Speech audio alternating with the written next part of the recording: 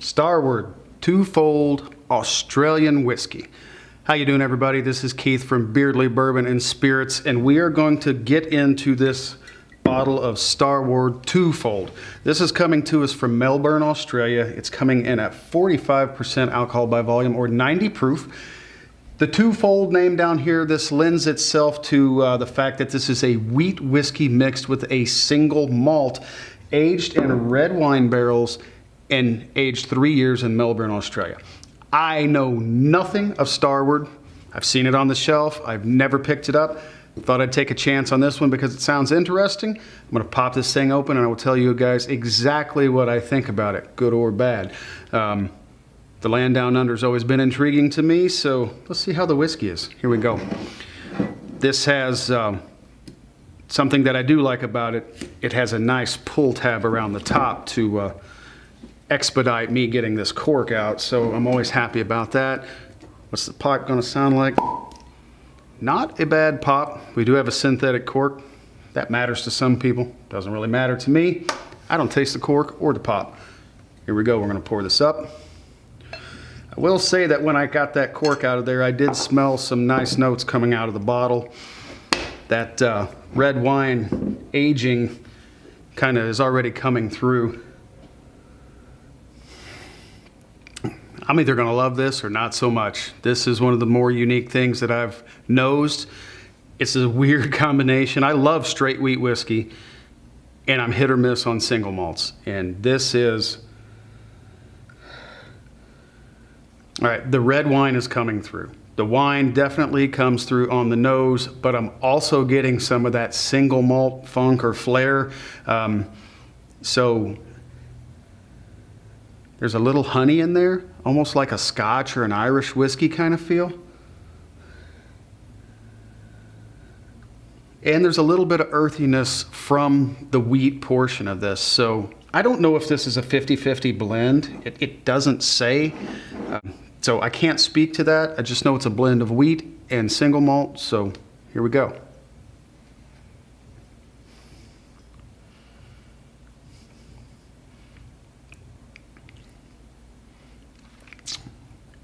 This is very interesting. The mouthfeel on this is incredible. Thick, creamy, viscous mouthfeel. I got none of the red wine aging on the front of the palate, but the finish is almost all that red wine kind of tart that you would expect from red wine, of course. And interesting notes on the palate that come from the combination of the single malt with the wheat. I get a definite single malt flair, almost a little grainy feel, not elegant like a Scotch and not fruity like an Irish can be. Very akin to what a lot of American single malts are bringing right now. Let's go back to the palate for round two.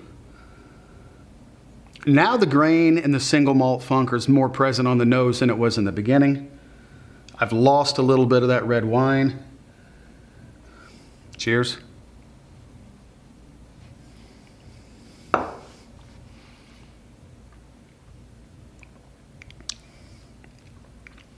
It's interesting. I don't care as much for the front of the palate as I do for the finish. The finish does bring some of the sweetness that I smelled with that honey note. It brings the red wine notes out, and the finish is very pleasant.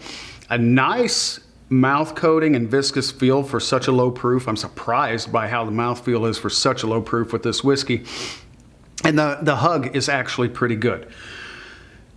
For 35, 36 bucks, this is one of the more interesting bottles that I have ever tasted.